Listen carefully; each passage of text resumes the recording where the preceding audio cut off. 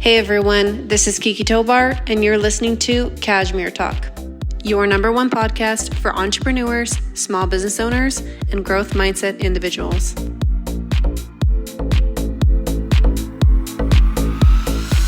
Hello and welcome to Kashmir Talk. I'm your host, Kiki Tobar, and this is Kashmir Talk episode 3.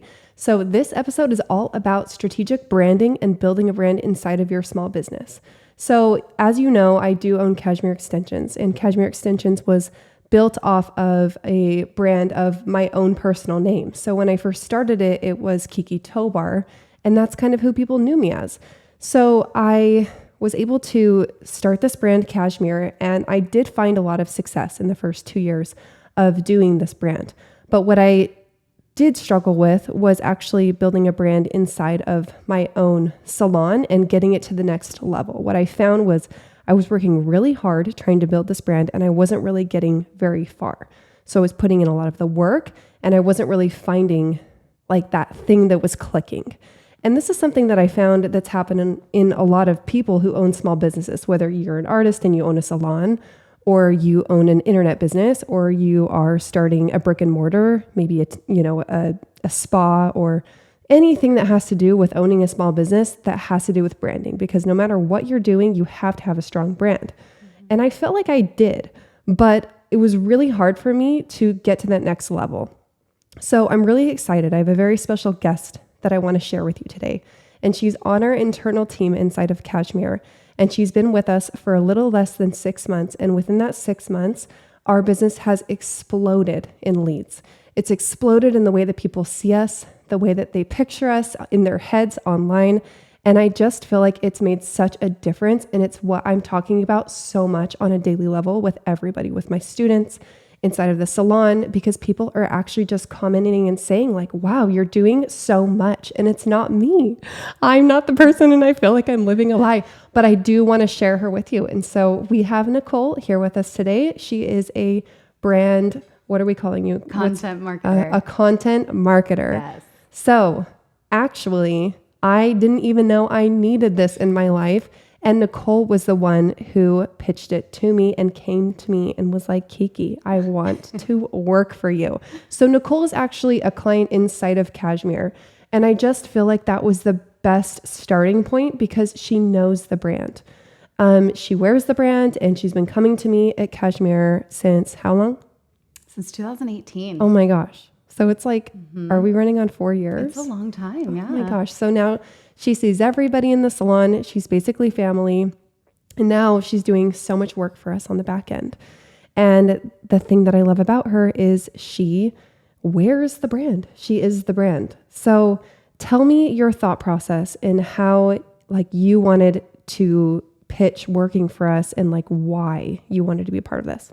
Yeah, absolutely. So, I think first when I normally pitch potential clients, I look for something that I can offer to them as a benefit, right? I look for white space in what they're currently doing. And I think that knowing Kiki and this is back in the good old days when it was just, Kiki was doing my hair. It was Kiki Tobar Extensions. Yeah. And we would spend just like hours together. And so I fell in love with her brand. And I was like, wow, what you've done here, not only her as a person, but then what she created as a brand, I was like, wow, what you did here was so amazing. And I believe in it so much.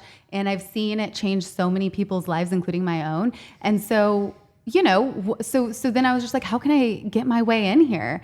And so when I would say probably in the beginning of January, when I left my agency full-time gig, even before that, I think I reached out to Kiki probably last December or last November. And I asked her, I was like, hey, I'm starting this new venture. I've been really inspired by what you've done as a small business owner, to be honest with you. Everything that you've done, the steps you've taken, the growth I've seen from you in the past, 4 to 5 years, has been so inspiring to what I want to do with my own brand and my own business. How can I help you? This is what I'm doing. I'm doing content marketing. So that's everything from strategy to copywriting to social media management to content creation, et cetera. And how can I take that and use it for you in your business? And I told her, I was like, one thing that I've noticed with your brand is that your brand is so much you. And that's amazing. And it's so strong, but also Who are these other people? Yeah. And that's something I had a hard time talking about, because for so long it was like, just push yourself, push your brand, push who you are. And I did have a lot of mentors in the LA scene tell me, like, you need to be known by your name. Like, that's how celebrities, hairstylists get popular, is like being known by their name. So I had this preconceived notion that that's how I was going to be successful. But you changed my outlook on knowing what a team looks like and what a brand looks like. And it's not necessarily somebody's name. Exactly. And that's exactly where we started, right? We started with creating a tone and voice guidelines, essentially. So we kind of said, okay, we did kind of a workshop of like, what is Cashmere? What does it mean to you? And although a lot of those things of like, what is Cashmere was also Kiki, I still think that like two things can be true, right? Yeah. Like the brand can have its own brand and Kiki can have her own brand, but they can also be very similar because I think we wouldn't be staying genuine otherwise. Yeah. Well, and that's the thing, is like, Cashmere is Kiki. Like what we do and what I do and everything is me. But then there's all of these elements about our brand that wouldn't be what it is if I didn't have the team members that I have. So like, for example, Emily, she does her hot girl walk every day, and she invented that. And like a lot of the things that we do inside of the brand, like the waves that we named and the things that we have, they weren't named by me. They were named by my team members, and it's theirs too. So I've learned all these things, but how do I turn it in and how do I implement it into a brand? So Nicole did come to me and she said, what do you need? What do you need on your end? And for me, I was just struggling finding the time in my schedule to push out even more content. So that's where I was lacking. I knew that I wasn't email campaigning like I should. And I know that email is the bread and butter of anything that you do in business. I wasn't doing that. I knew blogging was important. I just didn't know to the extent of how important.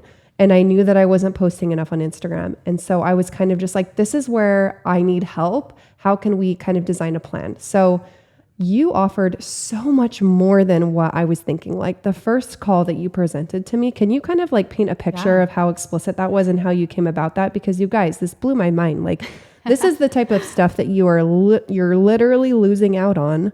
And it's holding you back from the next step of kind of investing in and collaborating with other people, because they can see your brand from an outside in perspective. And especially Nicole, being a guest in my chair for the past 4 years, understood who I was at an emotional level, at an internal level, at a psychological level. And that's all branding. So you have to reach out and find these people that know that or can strategize and kind of do it for you, because you can't really do everything yourself. So kind of paint a picture for them, like what you did and how you presented and pitched this. Yeah, definitely. So I will say, when I first reached out to Kiki about it, her words exactly were, I know I need this, but I don't know what I want. Yeah, I did. And I was like, okay, this is perfect. Like, let's do this. And just knowing Kiki, I knew she would be, you'd be super open to it all. Like you would be, you are a great, you're a great leader, but you also know when to identify when to be a student, right? So you know when to sit back and be like, okay, I'm going to hire an expert to do this. So that's what we did, right? And so then the first proposal I think that I sent over to you included, I don't remember it right off the bat, but like it included an Instagram strategy, Instagram copy, and then content creation, and then management of social media, or just Instagram only. And then it also included, I think it was 4 blogs per month, and it included a weekly blog, and then also email campaigns. And so a welcome email sequence, so that when people first sign up for your email list, they get a separate email sequence that kind of checks in with them and introduces them to the brand, right? Yeah, because then they feel a little warmed up. Right, exactly. And so it would always just go to those newer folks joining the list. Then we had an additional 4 emails per month as well, just to tie in closely with the blog and really try to set up a content calendar, if you will, so that everything is consistent. We're pumping out content. We're not repeating content. We're constantly bringing new to people. And I think along the lines of branding, bringing new content is so important. And that's especially what's going to make you stand out. And I think for me as the artist and always showing up behind the chair and already having to do all of this on the back end of training my team and doing my clients and producing the art, it's actually so overwhelming for me to come up with new content, new blogs, new emails. So the instant that I started having you take that over, it just exploded. It was like people just started to see and they feel inspired, and my clients are reading the emails and they're falling back in love with the brand and they're realizing why they come here because they're getting this, it's like, I've heard you say this so much, the content that we put out has to be relevant. It has to be engaging, and you almost have to teach people. Yep. And they have to learn from you, and it builds trust. And it's this whole almost cycle. You have this whole method behind it. It's a whole method. It's a strategy. And I think, you have to think of your different audiences differently, right? And you have to treat them as such. So let's talk about that a little bit because we do. We have different audiences inside of Cashmere, and this is something that we strategically talked about inside of content creation was we have these type of audiences who are more of our cult followers that will probably never come to Cashmere. Right. Then we have the existing guests who actually come to Cashmere and are continuously and follow us for value added content. They are already signing up for the cult. They're already here. Exactly. They're already a part of it. They're already engaging. They're paying. We love them. And we have to provide them content too. We're not just trying to sell here. So, and then we have our third party of guests who may be a potential, right? Right. Exactly. Yeah. So, and then we have people who have not yet discovered us. And that's why it's so important to push out as much content and be as consistent as possible, because the more content and the more consistency, the more likely you're going to be discovered by new people. So pushing it out, but being consistent, but also this is the third thing is being dynamic. Being dynamic. Being dynamic and understanding you have separate audiences for separate things that you're doing. And then that's going to create way more buzz inside of your brand. Yep, exactly. And so the way we did this for the Cashmere brand was we really set apart content pillars based on those different audiences, right? So we took those audience groups, then we created content pillars for them. And then based on the, KPI that we wanted to see Explain through. KPI because I don't even know what that is. So basically it's a performance metric, right? Okay. So whenever we put a CTA to anything, so a call to action. A CT action is a CT action, a call to action. I'm sorry, I'm using marketing lingo. Sometimes you do that and I'm like, I know what that one is, but some of these people don't know that. No, exactly. They don't know what a CTA is. And it's totally fair. And honestly, if you don't know, it's probably better. This is why we have this, so you can learn, Exactly. And so, so whatever you're trying to accomplish, so your success metric really is your KPI, right? So it's what you want to accomplish. And it's really important to establish that in the beginning, right? So that's the whole point of the strategy is to really understand okay, what are you trying to do with this? And it's not always about driving. It's not always clients. About leads. Yeah. It's not always about getting new clients. It's not always about driving, driving them to the form to fill it out or what have you. It's also so much more than that. It's about giving them value added content. It's about creating us as a brand, right? Sorry guys, we're in LA. We got the ambulances in the back. It's just part of the ambiance. It's the LA ambiance. City life. So this is the thing though about that is for so many years, and I'm a business savvy hairstylist, okay? So I'm all about leads. I'm about lead generation, pushing that content to get leads, right? But I didn't think about all this other stuff. Again, everything has to be intentional, but I want you guys to hear this. There's multiple facets of content, and this was the only thing that I was doing was pushing for leads. And so you kind of opened my eyes up about that because sometimes you would come with an idea or a blog post or a campaign, and I would be like, I don't know about this, Nicole. And I wouldn't say anything, but I would just kind of be like, that's not something that I would ever think of. Yeah. That's not something that I would ever do for the Instagram. I would never do a campaign about the decades of the hairstyles, which is our post this week. And it's like, that type of content is multifaceted. It's not just generated for new leads. It's generated for multiple tiers of. It's inspiring. Yeah. You know, like you see some influencers who, you know, go all the way back to like Lizzie McGuire days and recreate that. Yeah. You know what I mean? Recreate hairstyles from that. And I also think, you know, just constantly consuming media, which isn't always the best thing to always do 24/7. But I think that since I do it and I'm so into it and it's already a natural interest to me, that I'm able to make those recommendations or steer you in a way that you probably wouldn't normally go, right? You're pushing my boundaries. Exactly. Yeah. And, you know, you're a great client for that because sometimes like you'll give me a little pushback and then we'll meet in the middle, or you'll just fully be like, I trust you. Let's just do it. Right. So it's either one. You never just say like flat out, no, we're not doing this without hearing why it's important. And that's what I would suggest to anyone moving into this who has a really difficult time giving up control. Because I get it. Like your small business is your blood, sweat, and tears. You've invested so much money in this, hundreds of thousands of dollars, if not more, right? So when somebody tells you that they want to do something with your baby and you don't want to do that thing with your baby, you have to have an open mind if you want to jump to the next level. Yeah. You know, I've seen so many CEOs and founders really squash their business models and drain their teams and, you know, fail, if you will. And I know fail is such a tragic word to use, but really fail because they can't let go. And I think that something that you do very well is you can let go. And I think that speaks in the culture here at the salon, right? So the salon, when you're not here, it's still the culture that you've created. Oh, well, that's really nice to know. Thank you. Yeah. Like when I'm here and I'm hanging out with Elia and Emily and Scarlett, it still feels like... It feels like Cashmere. It's breathing Cashmere. But that's also something to be said with the way that you've contributed inside of the culture, right? So you've strengthened the team because the team now is on this bandwagon of content creation and we're on this journey with you. It's not me leading it, which is so liberating, I must say, but it's also something that I think is crucial because I don't want to do everything in the salon as the owner. I don't have to, and I shouldn't.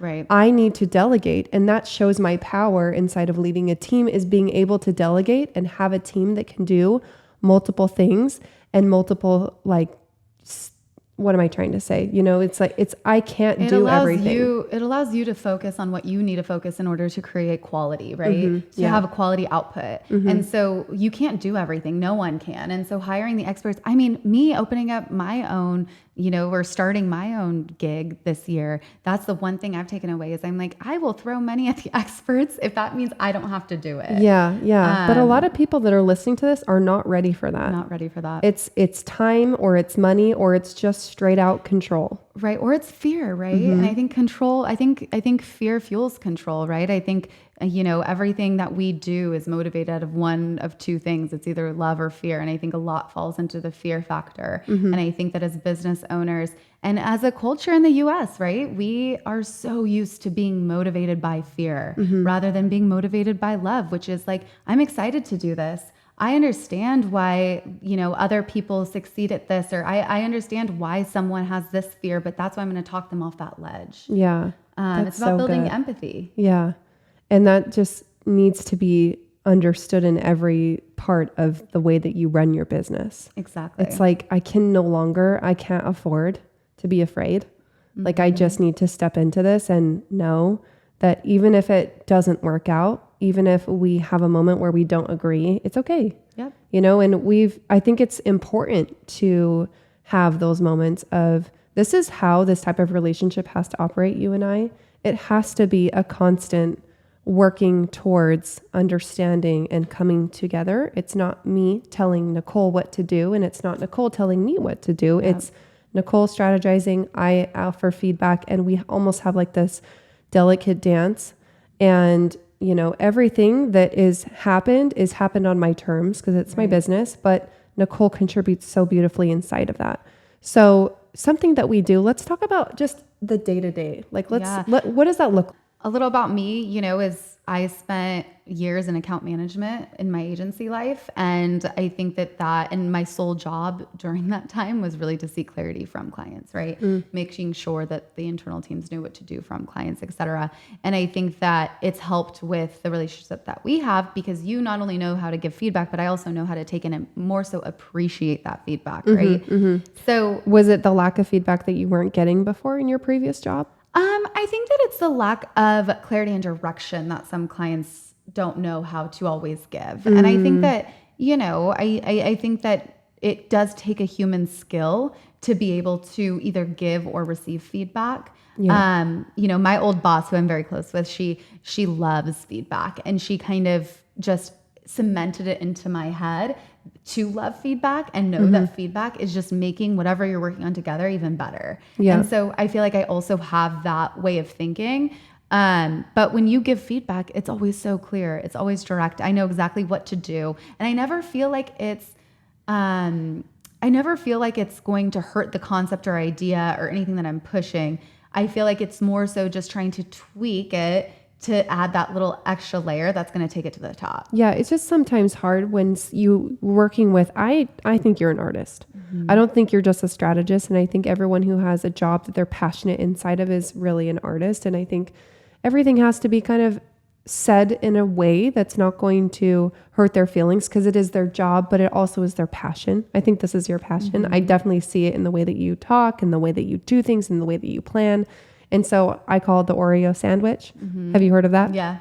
But it's like, if you can tell that this is something that's passionate, it's like you can offer like a compliment, and then you can give your feedback and then end with a compliment or something that's nice about it. And I do give feedback a lot to my team, but then there's moments where I'm like, we are literally talking every single day, like multiple times a day. We're Voxering each other back and forth. Voxering is an app that we use that we walkie-talkie basically to each other so that we can X4 or X3 or X2 like our voice messages, because we do talk a lot. Like that's how close we are. We're just constantly talking, giving feedback, this, that, can you joke this? Oh, do you like this? Can you prove this? Etc. And so there's sometimes where it's like, I'm just going to be straight to the point about this. This needs to be fixed, da, da, da, da. And Nicole knows that, we don't have time to sit and do an Oreo sandwich for every moment of feedback. We don't need the pleasantries. Yeah, it's fine.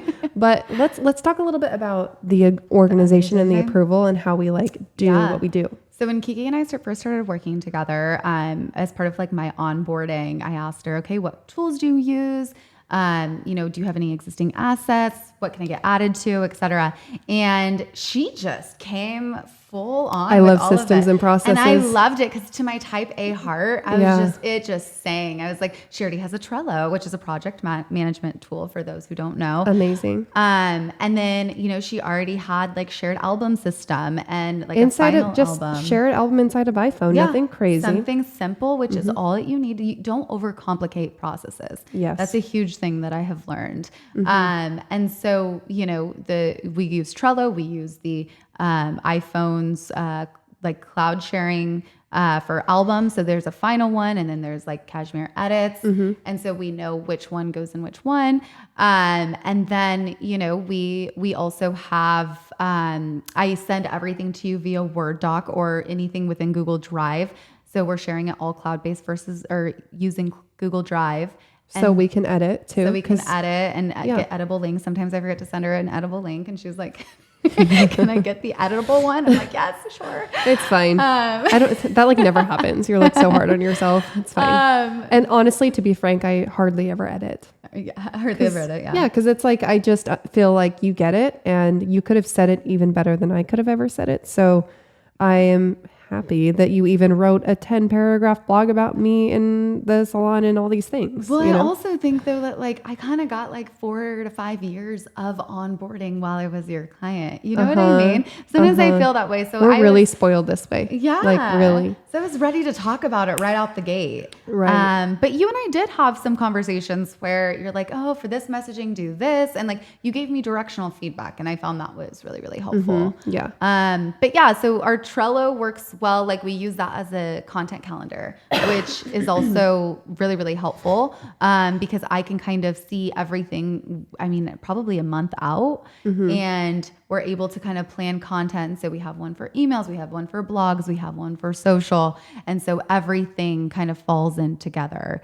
And so that's really, really helpful for approvals. And so we have a column for in production, we have a column for review, and then we have a column for approvals. Yeah. And then we just have all these columns, and then I approve, or I, slide out things over. Or if I don't approve, I can like comment and tag her in it. And then she makes her adjustments. And then that's how our flow is. So it was a little challenging to get into that flow in the beginning for me, because I was just like, oh, this is a lot. Like, this is so much more work than what I was doing before, which was paralysis analysis. I literally just stopped doing the things because I was so overwhelmed with all the content inside of the Cashmere page and building it, that now that Nicole's here, guns blazing, ready to go, which I appreciate. I was like, we even had to have a talk about that, where she was like, is this too much for you? Like, are you okay? And I'm like, no, like, it is not too much. We can handle it, but this is something that we just have to evolve and adapt into.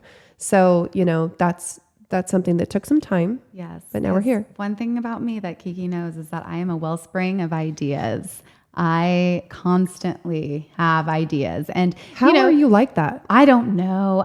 You've always been like this? I've always been like this. The ideas that come, the girls sometimes think it's me. They think it's me coming up with these ideas. And I'm like, you guys, she is so creative. I don't even know how you come up with these things. It's just great. Often, I'm in the shower, and thank goodness for Voxer. I don't Voxer you from the shower. I wouldn't judge you if you did. That's great. But, I'm in the shower and I'm like, oh my gosh, I need to like mentally note this and make sure that I Voxer it to her right away. Yeah. And so I always have to tell my partner, Dan, I'm like, I'm not talking to you. I'm Voxering Kiki, because it's like at 10 p.m. at night. And he's like, what? What are you like, what are you doing? Honestly, my husband loves to listen to your Voxers. I don't know if I've ever told you this. No. But I always listen to him on speaker, not, I'm like in the comfort of my home, but it's always Nicole on times 2 or 3. And she's like, and this, and the logistics of that. And my husband's like, she is so smart. Like, I just have to tell you that, because the way that you, I can just tell you're a true professional. This is something that you've worked on for a long time. And I just want to help everybody understand that this is something that has really taken us to the next level. And it's something that if you're feeling overwhelmed and you're feeling like, okay, I can't do this any longer, but I'm afraid to take the next step. Number one, don't be stupid and invest in yourself. I think anytime I've been afraid to take the next leap in business, oftentimes it was something where it was a financial leap. And I was nervous because I'm all about people helping, but I'm also a very frugal person when it comes to building a business, because I'm afraid of being in debt. I built the entire salon in cash because I was like, oh, I don't want to go into debt. I don't want a credit card. I don't want to do any of that. I'm so nervous. And so number one, don't be afraid to take to the next leap. Obviously, do your research. Make sure that you can find somebody that can help you inside of this, but you have to take some type of investment financially in order to take it to the next step. And you will always, if you feel like, okay, this is how I broke it up. If I just get 3 leads a month inside of this proposal or this job or whatever I'm doing, then at least if I'm breaking even and I'm learning more and she's contributing inside of the culture of the salon and I'm doing all this, then it's worth it for me. And that's basically where I got to the terms of justifying this. It's anything that you do in your life, right? You justify anything financially. Like, oh, if I can just this, then it will be worth it if I that. Like we do this with everything. And this is what I've done inside of building Cashmere for the last 4 years. If I can just do this, then I can pay for that. And if I can just do that, then I can do this. So that's where I got. But I think the number one question that people are going to have for me after this is, how can I find someone like Nicole? So let's give them some feedback. I don't know if I'm putting you on the spot there, but it's like, how does somebody everywhere in the nation that does something that they do find someone like you? Honestly, my best response is through people that you know, through your network, through your network and finding someone who cares about your brand and is going to take care of your brand the way you would. I think that's super important. And that's why I say the network. And I know that's not what people want to hear because it's a little bit trickier and it's probably a little bit harder to find that person. And then, also just being open-minded, because sometimes that person's not going to be who you think they are.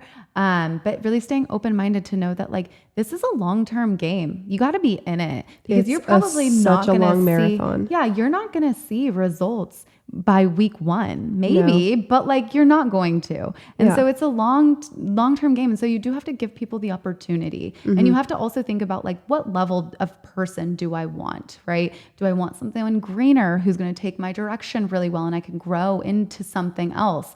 Or do I want a professional who already has 10 years experience like me, who knows and who already has, you know, an established thing and can kind of take it and run and make it less work for you. Because at the end of the day, I think my biggest goal is to, at some point, be so autonomous or have this system down that it does take some work off of your plate as far as reviewing and whatnot goes.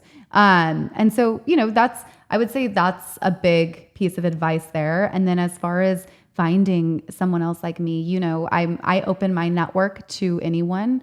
And so if you all, like if anyone wants to inquire, I can give you my email and people can reach out to me. And if I can't fulfill a service, I know so many people who can, and I have such a big resource pool that I offer to everyone. And one of my biggest passions outside of content marketing is really connecting people.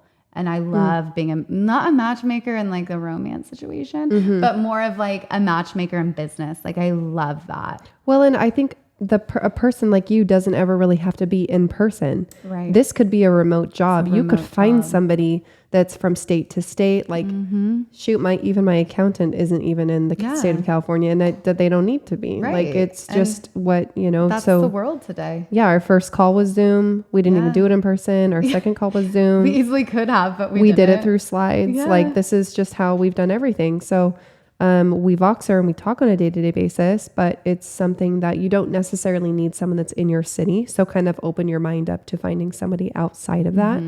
And, you know, that's the biggest thing is like just opening your mind up to having another person inside of this space and helping you. So, I think that's a great way to end it and wrap it up. I mean, I'm just grateful that you're here. And I think that a lot of people have learned more from this. I think we should probably have you on again so that we can talk even more about strategy, because I feel like that's something that people always want to know, inside of how we do things here at Cashmere and how we can get this like cult-like following and for people to like want to be a part of it. And it honestly just is so much of strategy and content creation and branding.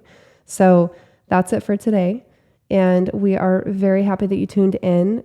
You can find us online at Cashmere Extensions on Instagram, and our YouTube is Cashmere Extensions, and Apple Podcasts and Spotify.